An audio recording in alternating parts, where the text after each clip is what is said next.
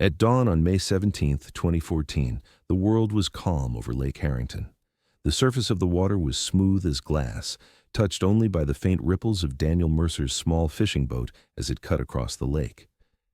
Daniel was 52 years old, a lifelong fisherman who knew this lake better than most.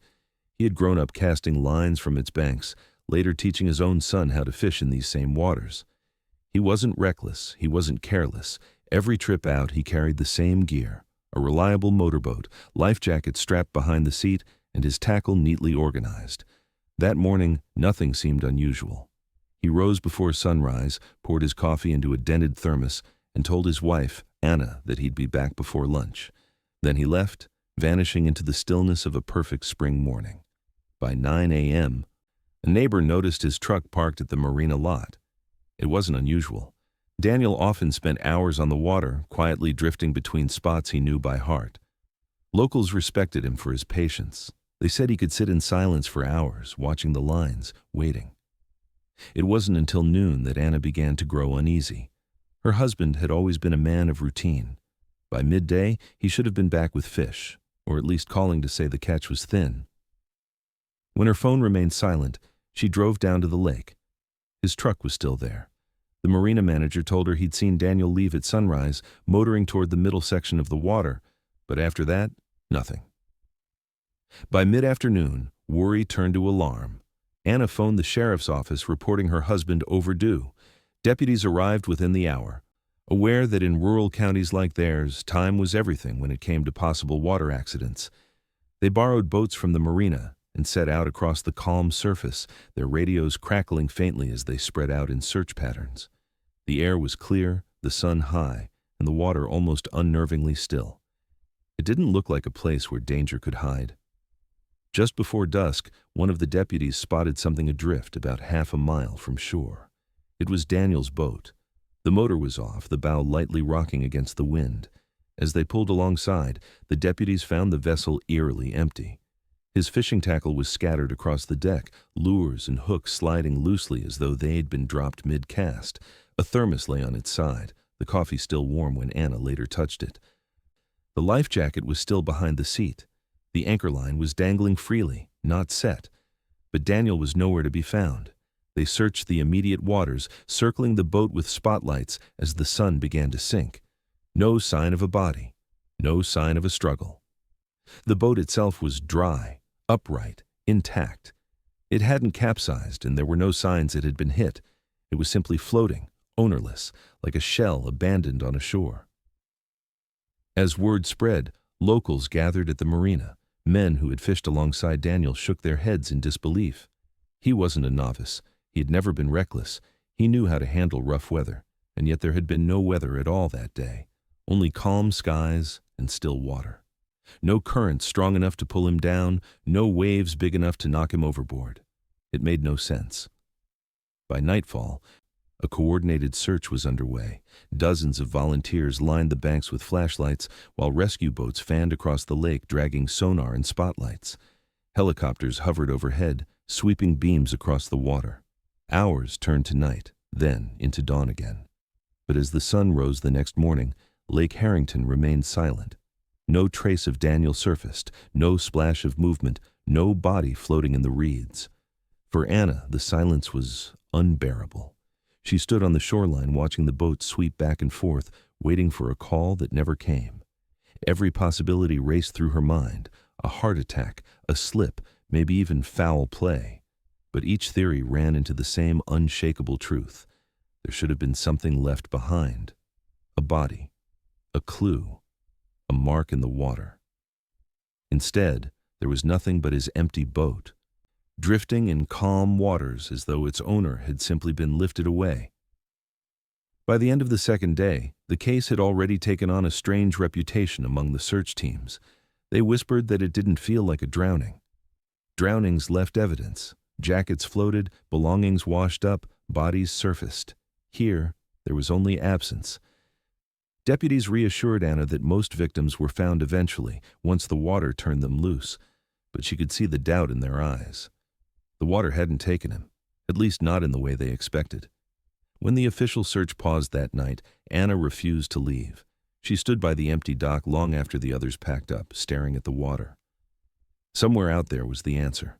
Somewhere beneath that calm surface, the truth of what happened to her husband was waiting. For now, all she had was silence and a drifting boat that offered no explanation. And as the second night fell, the fear began to take hold that Daniel Mercer hadn't just disappeared into the lake. He had vanished into a mystery no one yet understood. They began the formal search at first light. Dozens of responders, local deputies, wildlife officers, and volunteers launched boats onto the water as the sky paled over Lake Harrington. The early morning calm made it easier to scan the surface.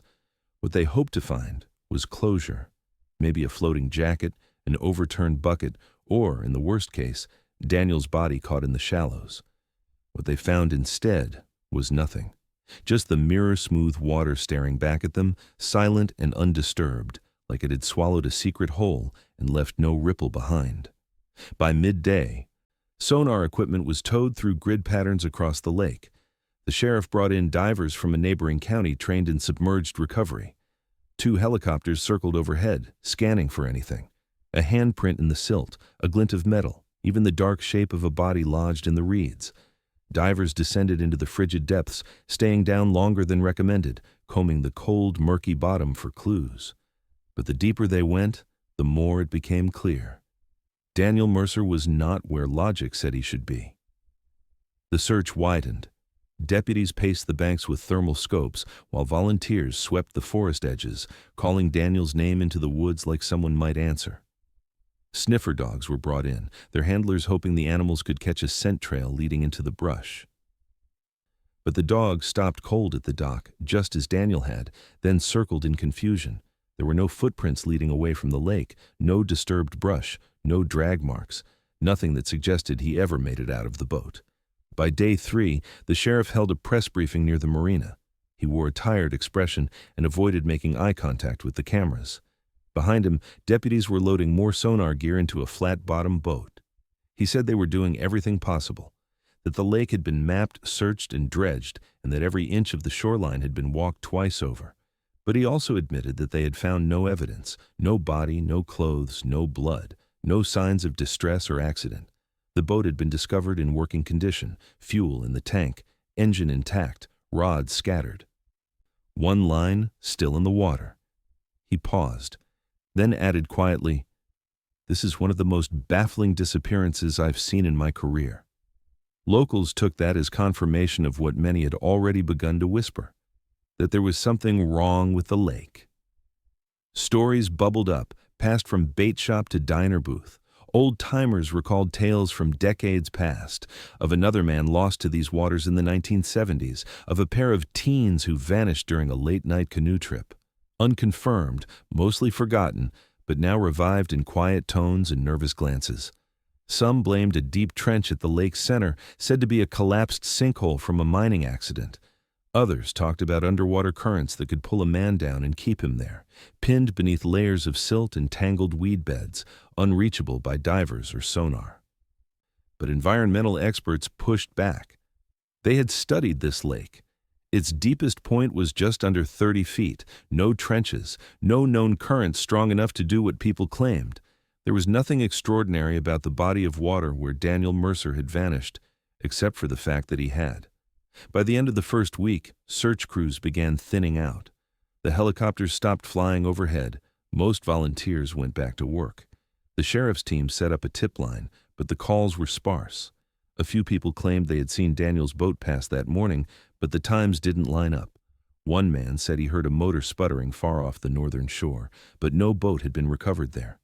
Another claimed to have seen a splash out in the deeper basin near Old Pines Cove, but divers swept the area and came up empty. Even as the days passed, the lake remained stubbornly quiet. Its surface stayed smooth, unmoved by time or effort. Deputies returned daily at first, then every other day. Then only when Anna called. Eventually, the search turned from rescue to recovery, and then to something worse: acceptance. Anna refused to give in. She posted flyers even though there were no roads to wander, no cities to flee to. She returned to the lake every morning and sat near the marina with a notebook, writing down ideas, questions, timelines, anything to fill the growing void between what she knew and what she couldn't explain. A therapist gently encouraged her to begin grieving, to consider that Daniel might never be found. But she couldn't. Not without answers, not when nothing made sense. 9 days after his disappearance, the sheriff's office issued an official update. The search would scale back, though the case remained open. Daniel Mercer was now listed as a missing person. No charges, no leads. Just a man gone without a trace from a lake with no signs of violence, no rough weather, no reason at all. And so, Lake Harrington returned to its usual stillness. People fished there again. Children played along its banks. But some said the silence felt different now, as if the water had taken something and wasn't ready to give it back. The days after the official search ended felt heavier than the ones that came before. In the beginning, there had been movement, boats on the water, dogs on the trails, radio static crackling with updates. Now, there was just absence. The water lay still. The dock stood empty. And people did what people always do when they don't have answers. They began to speculate. At first, the talk stayed close to home. Maybe Daniel had suffered a stroke, a heart attack, some sudden medical event that caused him to collapse silently into the water before he could react. He was in his 50s after all, and though he seemed healthy, no one really knew what was going on inside a man. A fall, a fainting spell, a simple misstep. It didn't take much to lose balance on a moving boat. The theory made sense to those who wanted it to. It didn't require blame, only bad luck. But even that explanation left something missing. If Daniel had slipped into the lake, why wasn't his body found? Why no splash heard by anyone, no clothes floating ashore, no natural process bringing him back to the surface? That was what kept people uneasy. Not just the vanishing, but the total unnatural silence that followed it. Then came the talk of foul play. Quiet at first, hinted in whispers around diner booths and gas stations. Someone said Daniel had argued with another fisherman the night before he disappeared. Something about fishing spots or encroaching on private waters. No one remembered exactly. But word traveled fast in a small town, and by the second week, the man in question was being watched every time he stepped into the marina. He denied any conflict, claimed they hadn't spoken in months. Still, suspicion lingered. Others pointed to money. Daniel had taken out a second mortgage 2 years earlier to help cover college tuition for his son. There were whispers that he'd fallen behind on payments, that maybe he owed someone he couldn't afford to cross. No one could say who exactly, but rumors didn't need names. They only needed room to grow. One man even claimed Daniel had gotten into something off the books, moving expensive bait or fishing gear without permits. He said it casually at a bar, like it was just one possibility of many, but by the next day, it had become gospel to a dozen people who needed the story to go somewhere. Anna heard all of it, sometimes directly, sometimes in the form of sideways questions dressed as sympathy. Had he been acting different? Was there anything she wasn't telling the sheriff? Could it be possible he left on purpose? She fielded these questions with a calm that barely concealed the rising fury underneath. No, Daniel hadn't changed. No, he hadn't been suicidal or involved in anything illegal. And no, she did not believe he had just disappeared to escape his life. She knew her husband. He was steady, methodical, a man who triple-checked fuel levels and folded his fishing maps. He didn't make impulsive decisions. He didn't leave his wife without a word. But not everyone shared Anna's conviction. People who had known Daniel only in passing began to share fragments of conversations they thought might mean something. A coworker recalled him seeming distracted 2 weeks earlier. Someone else said he'd mentioned a strange feeling about being out on the lake lately, like he was being watched. These were little things, but they grew teeth in the absence of facts. People parsed through every interaction, looking for anything that might hint at darkness. The sheriff's office did what they could. They reviewed Daniel's financials, pulled his phone records, and spoke with coworkers and family. They found no evidence of criminal activity. No threatening messages, no flagged calls, no life insurance changes. His last GPS ping came from the marina parking lot. His final known activity was swiping his boat key at 5:12 a.m., same as he did every other time he fished. The investigation was thorough, but it led nowhere. Still, public pressure mounted. Editorials in the local paper asked hard questions. Why hadn't the lake been drained? Was every inch of shoreline really searched? One local podcaster ran a two-part episode titled "The Man Who Knew Too Much," drawing comparisons between Daniel's case and cold disappearances from other fishing communities. It was speculative and messy, but it caught attention. When people needed something to cling to, even the improbable felt better than the void. The town split into camps. Some believed it was a tragic accident, a man alone on the water who made one misstep. Others were convinced it was murder, carefully disguised to look like one. Anna didn't know which hurt more, the thought that her husband had died alone, unseen, in the middle of the lake, or the idea that someone had taken him from her and gotten away with it. The pain shifted from shock into obsession. She kept a binder with everything: search maps, interview transcripts, even overheard conversations she jotted down in a spiral notebook. She pinned theories to the wall of her home office, not to chase conspiracy, but because she needed the pieces to fit. She needed something that explained how a man could disappear in calm water and leave no wake behind. And just when it felt like the noise couldn't get louder, it all fell quiet again. The gossip died down. The theories slowed. The town moved on. But Anna didn't. She couldn't. The mystery had become her daily breath, her nightly torment. She read about other disappearances, cases with strange gaps, unlikely outcomes. Some she clipped out and taped to the wall, trying to find a pattern. But Daniel's case refused to follow one. Because no matter which theory you picked, accident, illness, or violence, they all ran up against the same impossible wall. There was no evidence, no struggle, no farewell, just an empty boat, a calm lake, and a man who should have come home. The boat was the only thing left to speak for him. Pulled from the water on the second day of the search and stored inside the sheriff's department impound barn, it sat silently for weeks as investigators pored over it. If Daniel Mercer's disappearance had left behind no witness, no weapon, and no trace, then the boat was the closest thing to a crime scene they had. At first glance, it didn't tell much. It hadn't flipped or struck anything. The hull was intact. The seats were in place. The motor, though turned off, showed no signs of failure. It was the same aluminum fishing boat Daniel had used for years, a 16-footer with a worn blue stripe and a cooler bolted into the back. But the more they looked, the more questions surfaced. There was water in the bottom, more than expected. Not from rain, as the weather had been dry for days. Not from waves, as no other boaters had reported choppy conditions that morning. The pooling didn't make sense, especially not in a boat that was found upright and drifting gently. And then there were the scratches, deep diagonal marks etched into the rear of the boat just above the waterline. They weren't from a dock or a rock. They didn't follow any pattern from normal wear. They looked deliberate, forceful, like something had scraped hard against the aluminum in a sudden burst of energy. The tackle was the next mystery. Daniel's rods were there, but one was bent, the reel partially unwound. Lures were scattered, some snapped clean off the lines. A box of sinkers had spilled across the floor, the lid ripped open. At first, they thought maybe Daniel had slipped. Maybe his fall had knocked everything loose. But the positioning of the gear suggested something else, more like things had been flung outward in different directions. It felt chaotic, unnatural.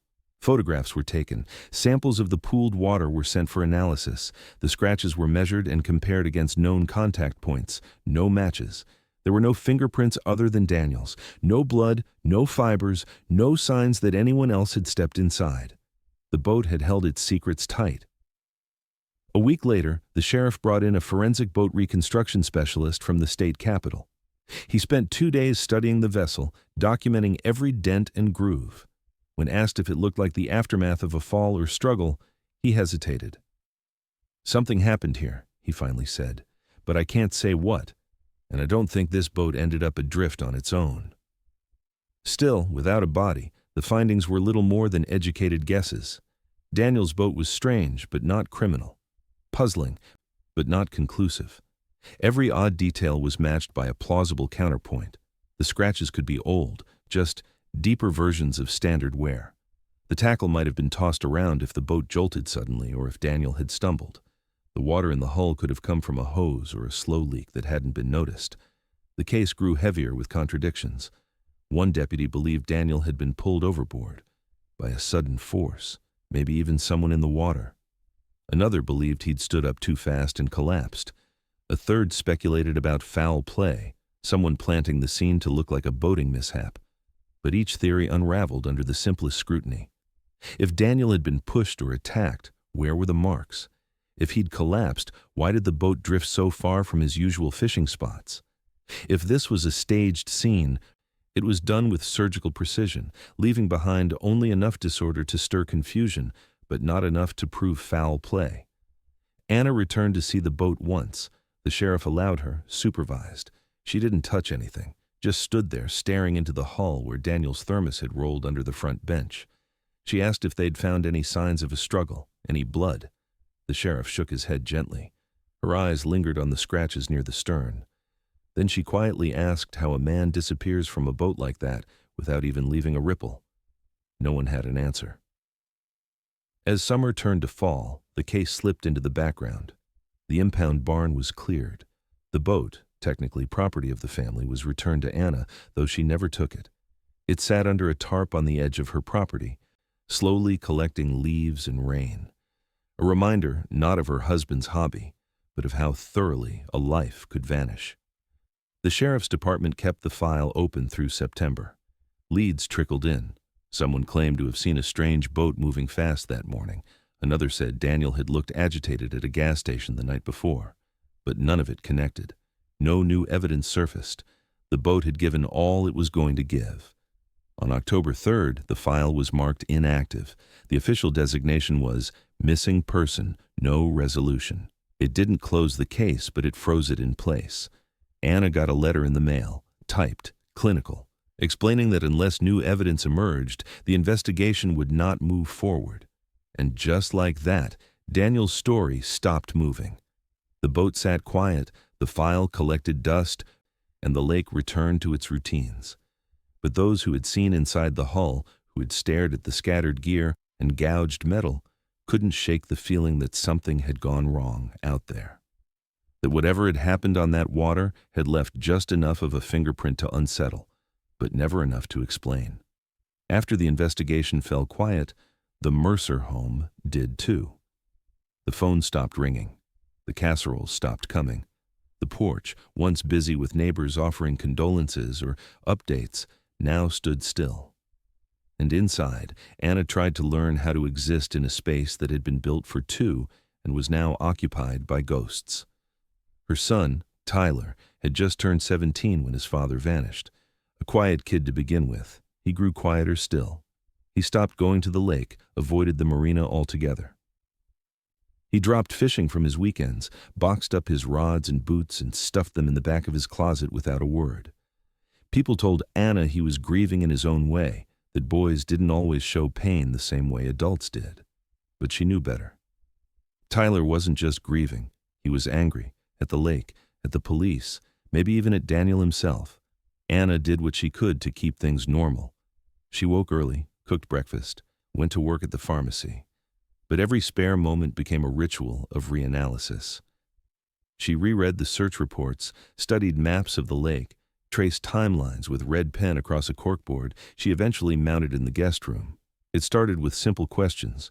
What time did Daniel launch? Where had the boat been found? But the questions didn't stay simple.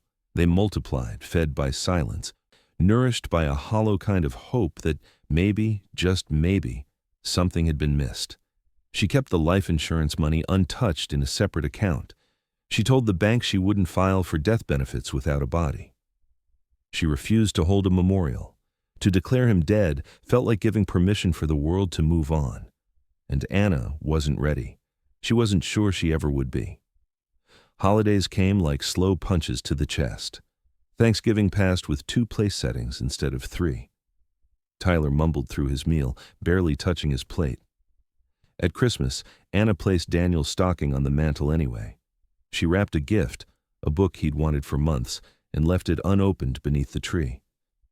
The quiet in the house grew louder with each passing season, until even laughter from the television sounded inappropriate. Outside the home, Rumors began to reshape the story in ways Anna couldn't control. A fisherman told the local paper he'd seen a strange glow on the water the night after Daniel disappeared, said it hovered over the lake's center, pulsing like a slow heartbeat before vanishing all at once. He swore he wasn't drinking. That story sparked others. People began claiming they'd heard splashes on windless nights, that their dogs wouldn't walk past the docks anymore. An older woman in town said she'd always believed Lake Harrington was cursed, that it took things and didn't always give them back. In local bars, patrons told half-joking tales about a creature beneath the surface, something ancient and angry. Most didn't believe it, but even the skeptics admitted the way Daniel vanished didn't make sense. And when things don't make sense, folklore tends to bloom where evidence runs dry. Anna hated the stories. They felt like a theft of her pain, reshaped for entertainment, but she couldn't stop people from talking. The whispers followed her through grocery aisles and PTA meetings. She could feel them, the looks, the pity, the curiosity. Some believed Daniel had faked it all, run off to start a new life, that he'd gotten in too deep with someone, or that he'd had secrets even Anna didn't know about. She'd heard it all, that he'd staged his own death, that someone had helped him disappear, that he'd boarded another boat and slipped off to Mexico or somewhere far from consequence. And though she rejected it publicly, in the quiet of night, Anna sometimes let those theories breathe. It was easier to imagine Daniel alive somewhere, even if that meant betrayal, than to picture him drowning alone in silence, gasping beneath black water. She'd stare at the ceiling in bed and imagine him stepping off a bus in some distant town, waiting for her anger to fade. But most nights, what filled her thoughts wasn't hope or rage, it was emptiness. Not just the kind that came from loss, but the absence of knowing, the absence of something final.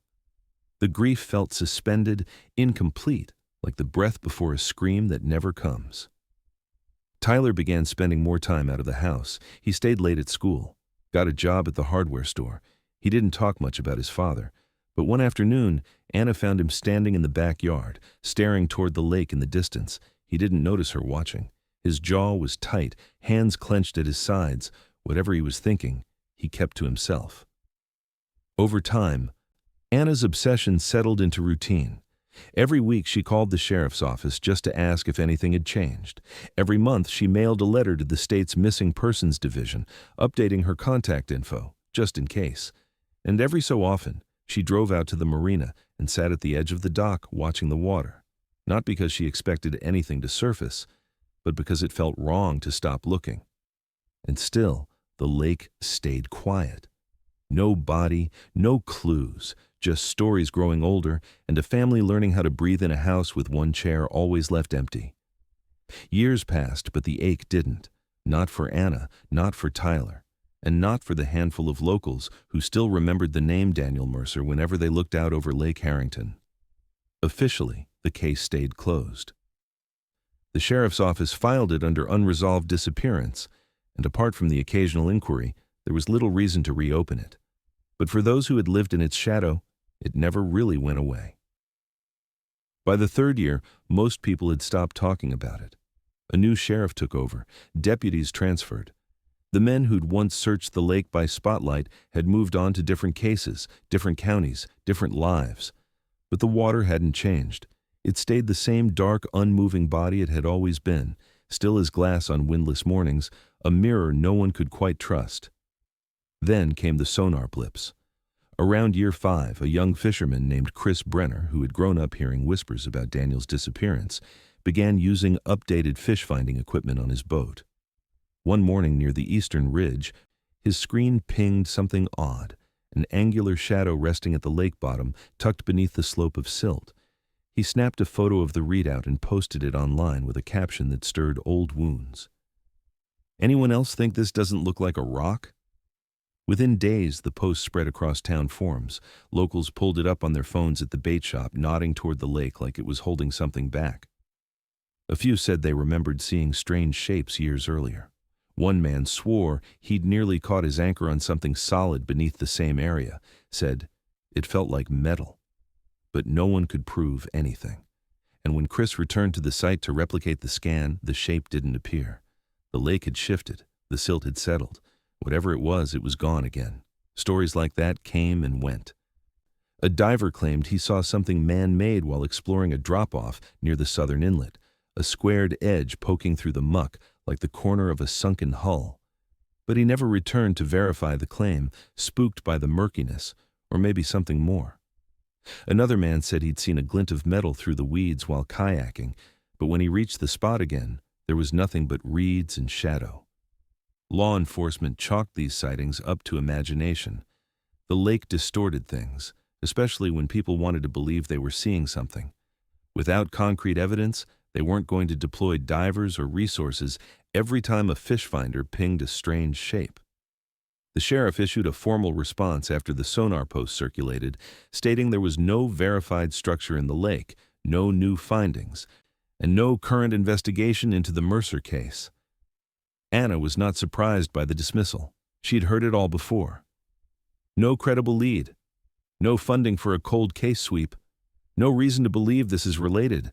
It had become a familiar chorus, but she wasn't listening to them anymore. By the 7th year, she had requested the case file 3 separate times.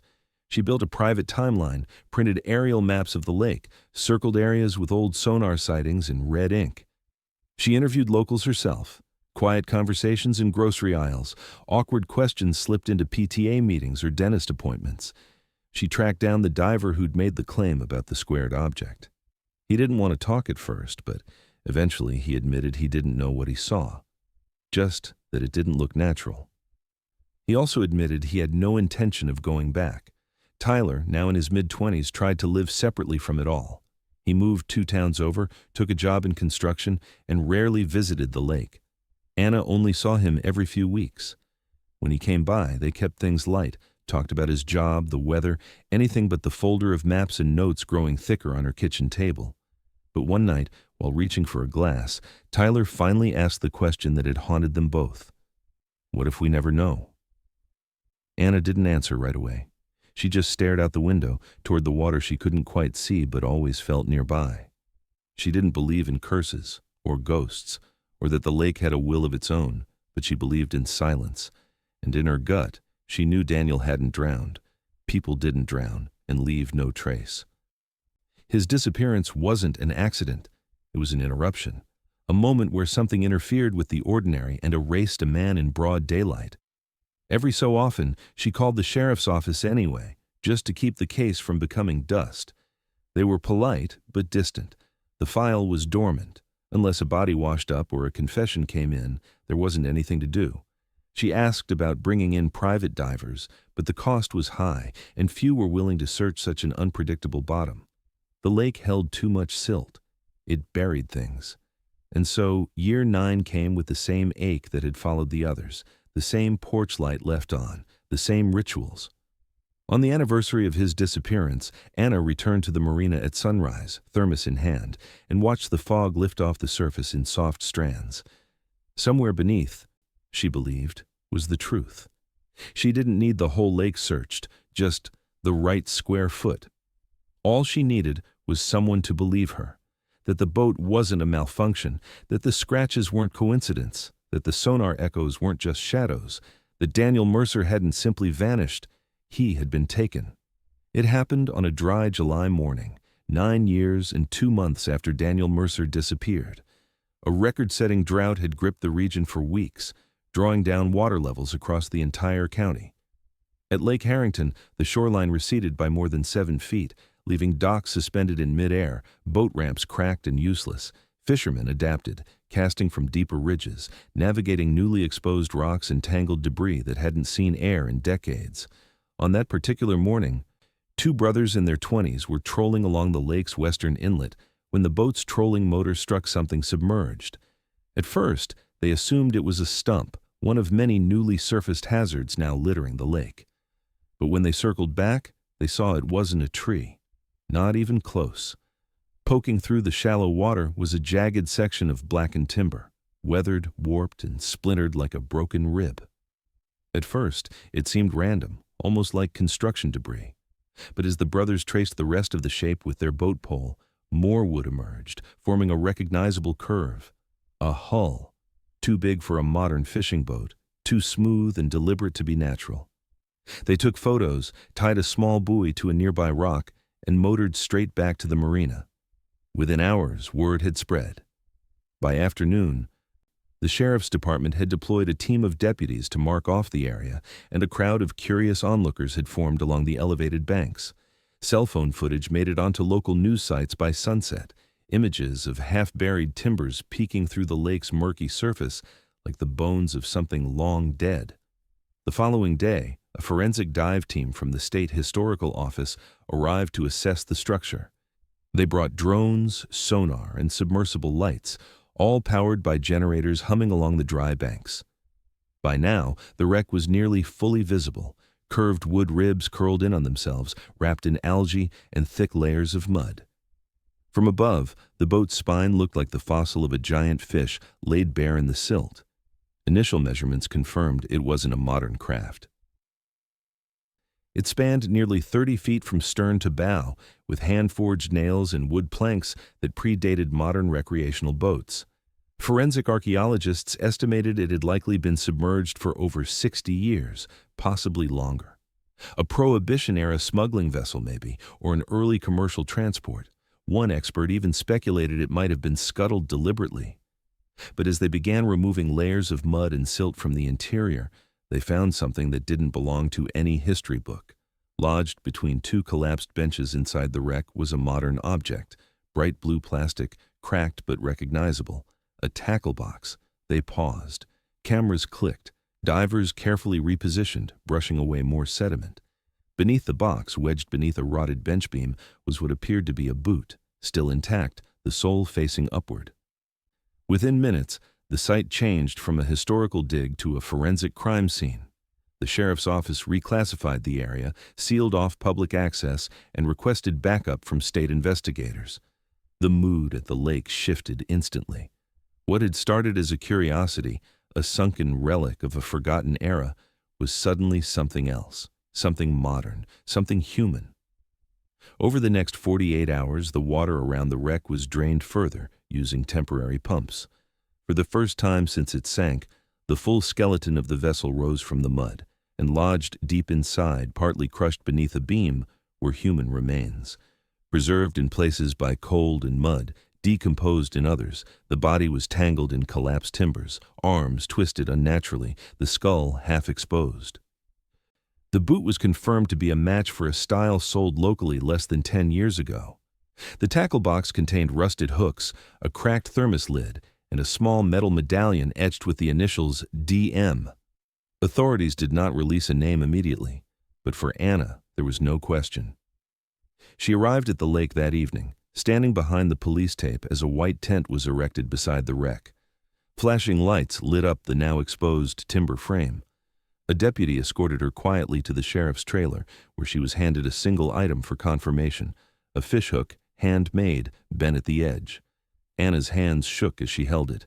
Daniel had fashioned it himself, years ago, from leftover scrap metal. She didn't cry. She didn't speak. She just nodded slowly. Like something she had long suspected had finally surfaced, not as a revelation, but as a grim confirmation. By morning, local news had already reframed the story. Shipwreck reveals remains. Old smuggling vessel linked to missing man. Speculation reignited. Was Daniel on that boat when it sank? Had he found it and fallen in? Was it murder? Anna stood on the shoreline, watching as investigators covered the remains with a tarp. The sight didn't bring her peace. It brought more questions. How had Daniel ended up inside a ship that no one even knew existed? Why had his body been hidden so well, shielded by mud and water for nearly a decade? And who, if anyone, had put him there? In the hours that followed the recovery of the remains, divers worked methodically, sectioning off parts of the wreck, photographing each layer before disturbing it. The bones were fragile, discolored by time and water exposure, brittle from the weight of silt and collapsed timbers. Yet, remarkably, the skeletal structure remained largely intact. A cracked rib cage, femurs still jointed, vertebrae locked in place beneath a corroded bench beam. But it wasn't the bones alone that caused investigators to pause. It was what surrounded them. Near the remains, wedged between slats of the hull, was a boot, Still laced, its leather warped but identifiable. Nearby, they retrieved a cracked plastic tackle box containing rusted hooks, flattened bait packages, and a faded label with a barcode still legible under the mud. Then came the shirt. Torn fabric, blue plaid, the kind Daniel Mercer had been wearing the day he disappeared. It was badly degraded, the fibers breaking under light pressure. But enough remained to draw a conclusion. This was no historical find. This was modern, recent. Samples were rushed to the state forensic lab. Dental records pulled from Daniel's medical file were cross-referenced with the skull. The match came back positive. The remains were his. After nearly a decade of waiting, Daniel Mercer had been found, hidden inside the skeleton of a boat no one even knew was there. News of the confirmation broke quietly at first, then exploded across state headlines. Man missing for 9 years found in shipwreck. Lake mystery deepens. A once dormant case was now wide open, but not in the way anyone had hoped, because the answer only raised more questions. How had Daniel ended up inside the wreck? Why hadn't the sonar picked it up years ago? And if he'd simply fallen in, how had he ended up sealed beneath layers of broken timber, his gear still intact around him? The sheriff's office reopened the case immediately. Old files were pulled from storage. Dive logs from the original 2014 search were re-examined, especially those from the Western Basin, where the wreck had been discovered. It didn't take long for analysts to notice something strange. 9 years earlier, during the initial search, a sonar technician had flagged a faint anomaly near that same stretch of water. But the shape had been dismissed at the time as a natural formation, likely a logjam or sediment shelf. The tech noted that the silt in that part of the lake was unusually dense, with shifting underwater terrain that made sonar returns unreliable. The shape hadn't seemed urgent. It was passed over, never physically checked. But now, looking at the logs again, the outline was undeniable. A curved shadow with sharp angles, almost identical to the shipwreck now standing exposed. The conclusion was as troubling as it was clear. The wreck had been there all along. Daniel's body had been inside the entire time. Only now, with the drought pulling the lake's level down, had the secret been exposed. Investigators began to reconstruct a timeline. If Daniel had been fishing that morning and his line or anchor had caught on something, it was plausible he'd discovered the wreck by accident. The tackle box and rods supported that idea. One line had been found tangled around a beam in the wreck's stern, as if something below had snagged it hard. But that didn't explain how Daniel got inside. One theory surfaced quickly, the possibility that Daniel hadn't fallen, but had been placed. That he had encountered someone out there on the water, someone who knew about the wreck, who used it for something, who had reason to keep it hidden. If Daniel had seen too much, or stumbled across something he wasn't meant to, it wasn't hard to imagine a confrontation, a struggle, a quick decision to dispose of him. The wreck would have made a perfect grave, remote, deep, and buried under years of silt. A second, more technical theory suggested that Daniel's boat might have been physically tied or dragged toward the wreck. Investigators revisited photos of the scratches found along his boat's stern. Back then, the markings had been unexplained, too deep and deliberate for natural wear, but without context. Now, they were being interpreted differently. Analysts believed they could have come from rope burn or impact with a submerged object. If Daniel had tried to retrieve something from the wreck, or if his boat had been forcibly tethered to it, those scratches would have been consistent with tension and contact. The boat may have been intentionally pushed adrift after the fact, to make it look like he'd simply disappeared into open water. But none of it came with proof. No surveillance, no witnesses, no DNA. The lake had protected its secret well. The recovery of Daniel's body didn't bring closure to Anna. It brought a deeper, more bitter kind of grief. She had clung to the hope that he was alive somewhere, or that he had died quickly, cleanly, in a way that didn't involve intent. But the way he was found, curled inside a sunken wreck, his gear still by his side, no sign that he'd even tried to escape, felt deliberate. She sat across from the sheriff the day the case was reopened, fingers laced in her lap, the same quiet resolve she'd carried for nearly a decade still in her eyes. When asked if she believed someone had done this to Daniel, she didn't hesitate. Yes, she didn't know who, she didn't know why, but someone had made sure Daniel Mercer never came home. The wreck, once just a ghostly curiosity beneath the lake's surface, had become the centerpiece of a growing investigation. With Daniel Mercer's body now confirmed, forensic teams began mapping every inch of the sunken hull, combing through the warped timbers and collapsed deck with meticulous precision. It didn't take long before they found something that shifted the story again. Hidden within the ship's rotted frame, just below where Daniel's remains had been lodged, was a narrow cavity, sealed not by mud or decay, but by intention. The space had been reinforced with planks newer than the rest of the vessel, screws instead of nails, a section of the interior that didn't match the ship's original design. Investigators pried it open and uncovered the first real clue, a false floor leading to a hollow compartment lined with black plastic sheeting. Inside, they found remnants of packaging tape, broken plastic bins, and trace amounts of synthetic narcotics. Most of it had degraded, nearly erased by time and water, but what remained told a story. This wasn't just a historical wreck, it had been reused recently. Historical records later confirmed what some locals had long whispered. The ship had been part of a small smuggling operation during the 1940s, a relic of Prohibition-era bootlegging that continued, in more discreet form, through the post-war decades. Back then, Lake Harrington had been more remote, surrounded by old mining roads and patchy law enforcement coverage. Boats like this one, hidden beneath the surface and tethered just below visibility, had been used to stash liquor, and later untaxed tobacco. But what no one had realized until now was that the wreck had not been abandoned. Someone, sometime in the last decade, had rediscovered it, and they'd used it again.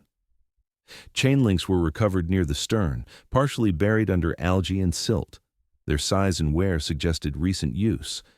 One of them bore a faint impression consistent with tension burn, likely from being pulled taut, fastened, then released. These weren't just leftovers from the 1940s. They were modern, still functional. And investigators believed they were used to anchor other boats to the wreck, allowing someone to access it quietly without drawing attention. What emerged next was a timeline stitched together through analysis, inference, and what little physical evidence remained. Daniel had launched his boat that morning, heading out early to fish the shallows. As his line dragged through the water, it likely snagged on one of the submerged chains or the exposed edge of the wreck itself. That tug, that unexpected tension, would have stood out. Curious and experienced, Daniel probably followed the pull, reeling in slowly until he hovered over the shadow beneath. He would have seen something. Maybe the outline of timber through the algae, or a section of metal glinting up from the lake floor, something out of place, something big. And in trying to free his line or investigate the shape, he unknowingly intruded on someone else's secret. Authorities now believe that someone else had already been on the lake that morning, possibly nearby, possibly watching. Whether Daniel called out, signaled for help, or simply lingered too long near the wreck is unknown. But what followed was not an accident. His boat bore the evidence, deep scratches along the stern, as if it had been dragged or collided forcefully. Forensic reconstruction showed the marks were consistent with mooring rope or the edge of another vessel pressing hard against it. One rod had been found snapped, another still had line wrapped tightly around it, fused with silt and organic material. This wasn't equipment left behind in panic. This was the aftermath of struggle. The working theory was grim.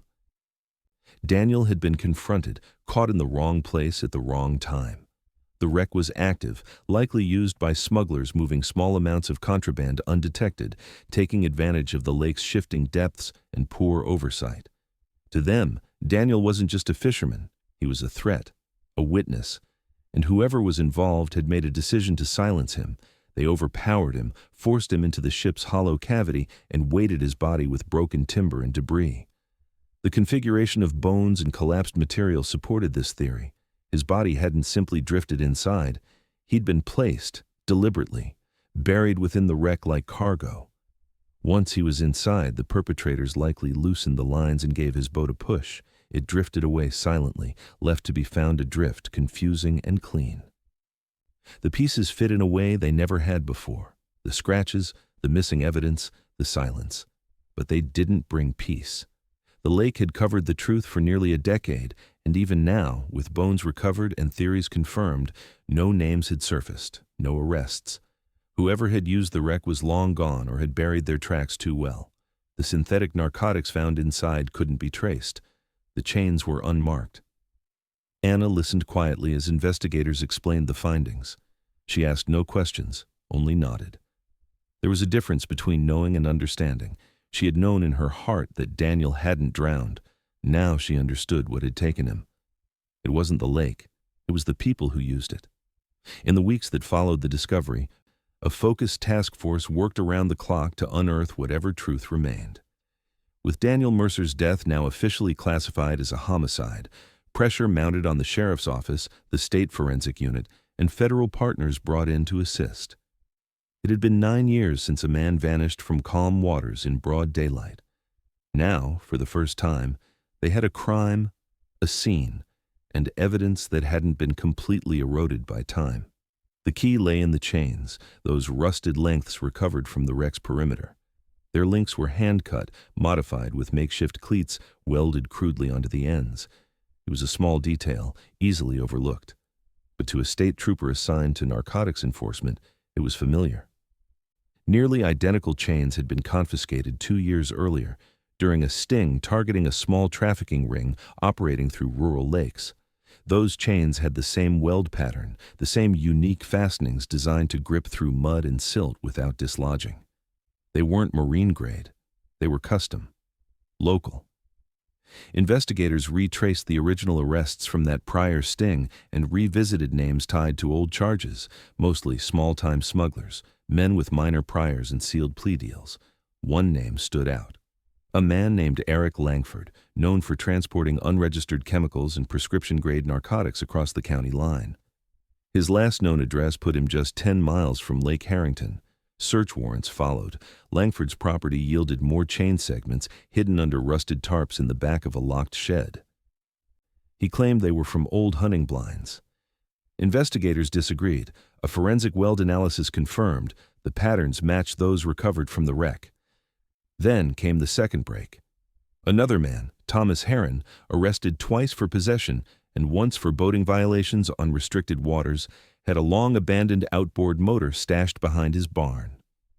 The propeller still bore faint markings, deep gouges consistent with scraping against another aluminum hull, the same kind found on Daniel's boat. When questioned, Heron denied everything, but his phone records painted a different story. On the morning Daniel vanished, Heron's phone pinged off a tower just east of the lake. Not unusual, unless you considered that he told officers he'd been home all day. Coupled with a timeline reconstructed from Daniel's last known activity and Heron's digital trail, a picture began to form. They had been out there that morning, not fishing, not boating for sport. They were running a supply drop, quiet, controlled, and illegal. And Daniel had stumbled into it. 3 men were arrested, Langford, Heron, and a third, younger accomplice named Levi Hale, who had never been charged before, but whose fingerprints were found on a piece of degraded plastic tucked deep inside the false compartment of the wreck. When the charges were read, the word murder didn't appear. Prosecutors filed under involuntary manslaughter, obstruction of justice, and unlawful disposal of human remains. It wasn't satisfying, not fully. There was no confession. No moment where one of them broke and said exactly what had happened that day. But the evidence told enough. Daniel hadn't fallen. He hadn't fled. He hadn't vanished into myth. He had interrupted something. And they'd made a decision. When Anna received the call, she was alone in her kitchen. She didn't cry. She didn't collapse. She just listened. She asked if it was really over. The detective paused before saying, "As much as it can be." Later that afternoon, she returned to the lake. The shoreline was still bare from the drought, the trees distant now from the new waterline. The wreck had been fully removed and transported to an evidence facility in the capital. But its imprint remained, a muddy hollow where it had rested, a wound in the lake bed. Tyler met her there. They didn't speak at first. He simply stood beside her as she looked out over the dry stretch where water once hid so much. Eventually, he asked if she was going to bury the remains. She said yes, a proper service. One chair left open, one fishing pole set beside the headstone. The funeral took place on a mild September morning, just shy of what would have been Daniel's 62nd birthday. Friends gathered. Neighbors who hadn't seen Anna in years came and stood quietly among the rows of folding chairs. Tyler gave a eulogy, not long, but steady. He said his father had taught him patience, the kind of patience that demanded you sit in silence long enough to hear the truth under the noise. And now, at last, the noise was gone. Daniel hadn't abandoned them. He hadn't gotten tired or afraid. He hadn't chosen to leave. The lake hadn't taken him by accident. People had. And for 9 years, that truth had been buried, covered not just in silt and water, but in disbelief, in doubt, in a kind of grief that never fully formed because no one knew what to grieve. Now they did. When the rains returned weeks later, the lake began to rise again, slowly, steadily, reclaiming the land it had temporarily surrendered. The scar in the mud disappeared, swallowed once more by the surface. But something had changed. The silence no longer held power. The mystery no longer ruled the town. Daniel Mercer's story had been written, not the way anyone wanted, but honestly, finally. And as the last raindrops fell into the lake, there was no longer a question of what had happened beneath its calm waters. The drought had drawn back the veil, and the truth had surfaced.